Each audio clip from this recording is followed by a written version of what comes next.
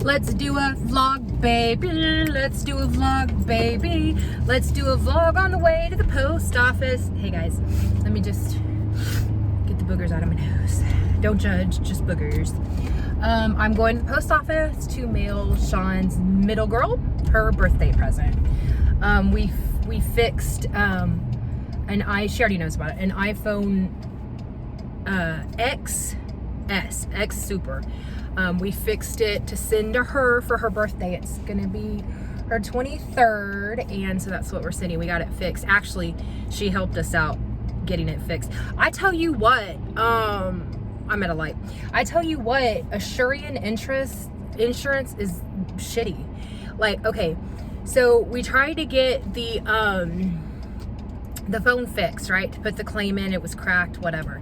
It didn't have any airtime on it because for the last couple months we haven't used it, and I had no idea it had insurance on it. So it's got no airtime because I didn't get it fixed. I didn't think we could afford it. And then it turned out it had insurance, but when I filed the claim, it was voided and turned down, and I called to ask why, and they said because the phone had no airtime for like the last few months. So whatever. So we paid,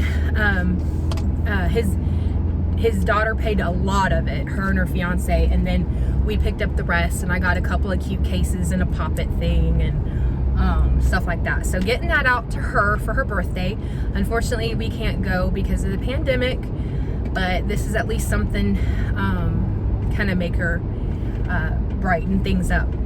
Like, I guess she had an iPhone S before, or 6S before, and so this is a cool phone. So I got the 11 when this one cracked, and then you know, it had a ghost line. So I was like, hey girlfriend, I will give you a phone and a line to help you guys out. And that's pretty cool. She's super, super grateful. All of his girls are.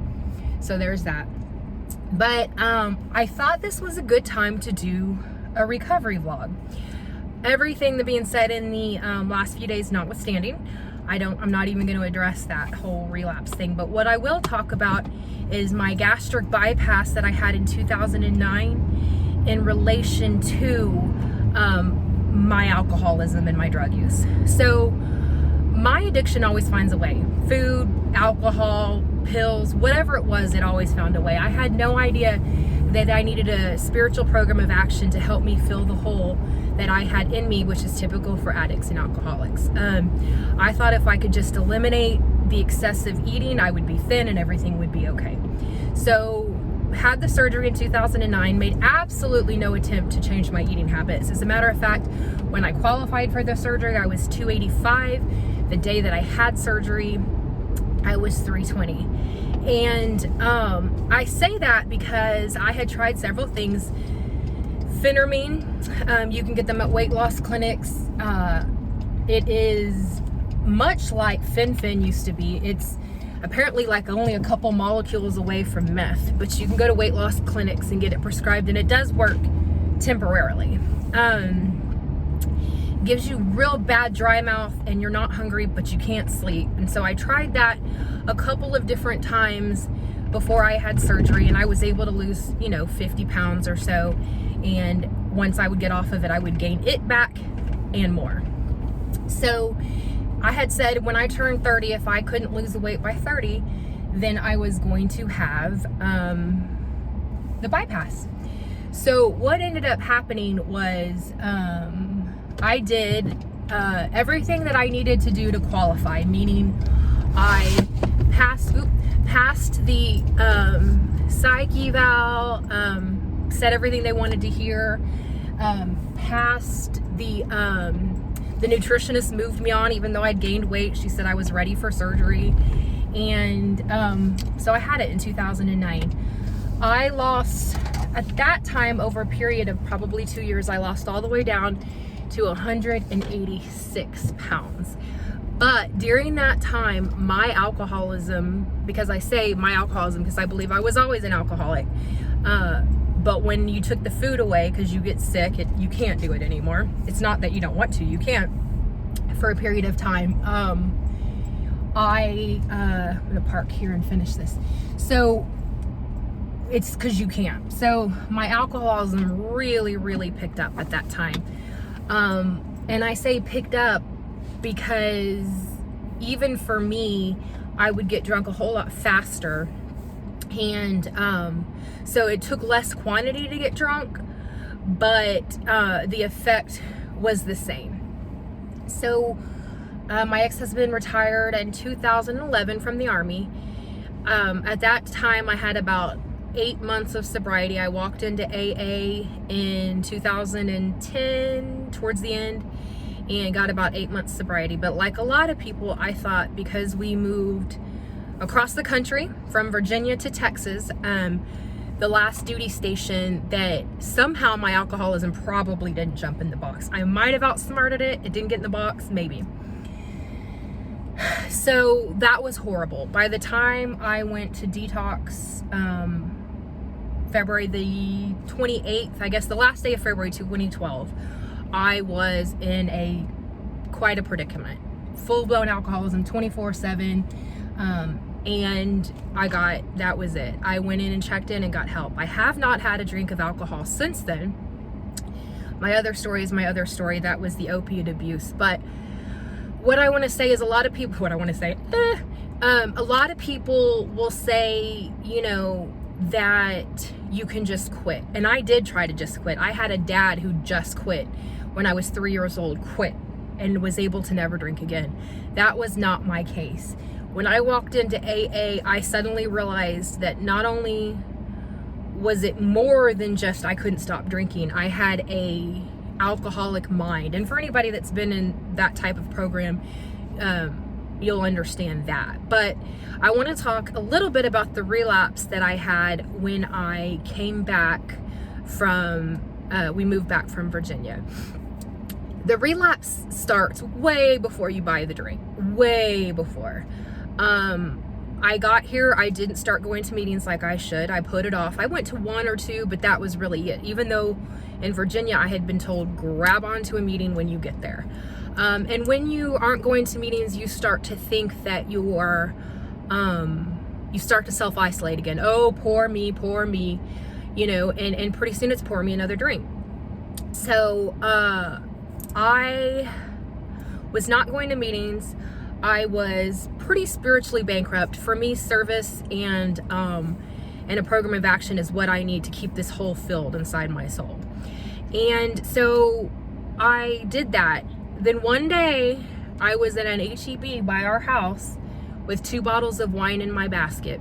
I can't tell you the thought that preceded that first trip to the grocery store. I can't tell you why I thought it was a good idea. I can't even tell you what happened in the weeks before, but I can tell you this: it didn't start right then. It started way before. I started to pave the way back to my drinking. I started trying to convince my ex-husband that I hadn't been an alcoholic, that I left it behind in Virginia. It was who I was hanging out with. That was the problem. So started paving that yellow brick road, started preparing my kids for mommy's gonna try to drink again, and it may or may not be successful. And then the harder one was telling my parents, because they knew who and what I was. They knew my story better than me. They knew me since I'd been drinking at 15. They knew. But I paved that way and said, yeah, it may go wrong, but that's what I'm gonna do. So kind of got all my ducks in a row, not necessarily saying I was gonna do it, but saying, I was considering it. Well, the truth is I had already decided, I know this now, that that's exactly what I was gonna do. So ended up buying that wine and going home and drinking both bottles. And my tolerance was higher than when I stopped 8 months before, completely more than when I had stopped drinking 8 months before. And that is the truth. Your alcoholism will continue to gain strength and to progress while you're not drinking. And a lot of people don't realize that. They think they can set the time back. If they don't drink for 2 years, when they drink again, they're going to be back to when they were 15, and they'll be able to increase their tolerance. That is absolutely not the case. It does progress even when you're not drinking. Alcoholism is progressively faster in women. This is in the big book, and other studies have shown we become almost unrecognizable in a short amount of time. So it was Christmas 2011, almost 2012, and I was drinking 24/7 because it was the Christmas season.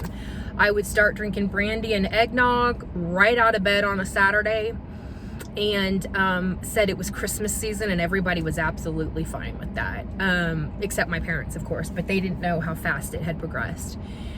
Added some benzos into the mix shortly thereafter, probably just between December and when I got sober. Benzos, it put them on steroids, it put my alcohol on steroids, and it also made me have massive blackouts where I couldn't account for what happened, and that's really, really scary. That's when people do horrible things like drive their car, have accidents.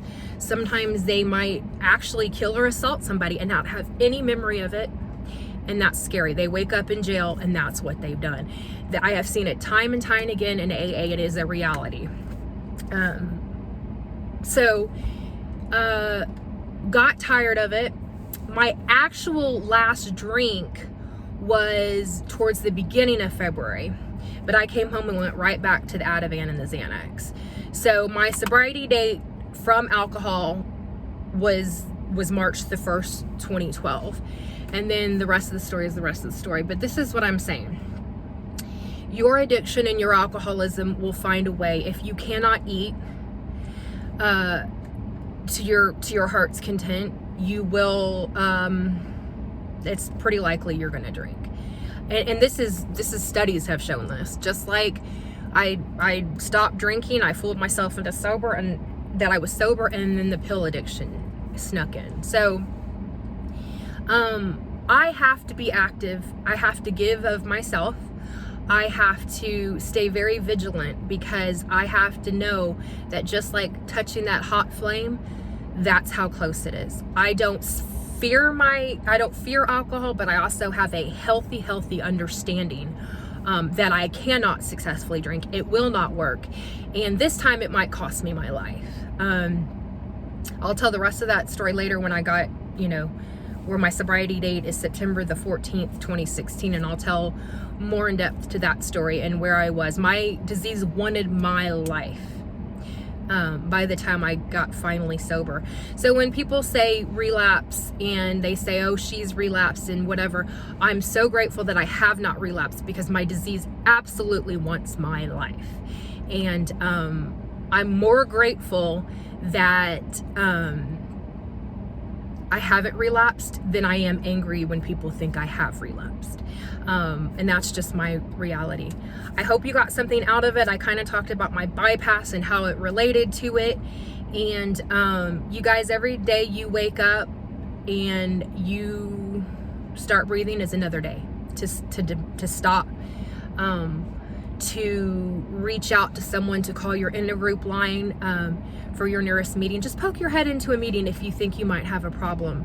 If you don't hear something that resonates, I would be surprised. Most non-alcoholics don't sit around and try to control their drinking. They don't have to attempt to cut back. It's just not an issue with non-drinker or non-alcoholics. So there's that. Very rarely will you see someone that questions whether or not they're an alcoholic or whether they control their drinking that might not think the way that I do. Anyway, gonna go mail this. I will talk to you guys later. I hope you got something out of it. And I'll go more into my bypass without the recovery soon. I know you guys want that. I might do it on the way home. Who knows? But I will talk to you guys later. And just remember, there's a better life out there. If you're waking up every day going, oh my gosh, I did it again, there's a better life. Hold on to, if you believe nothing else, believe that I've seen it, I experienced it, and that other people have. Just poke your head into a meeting. See if something doesn't make sense. If it doesn't, walk straight on out. But anyway, guys, thank you. I'll talk to you later. Bye.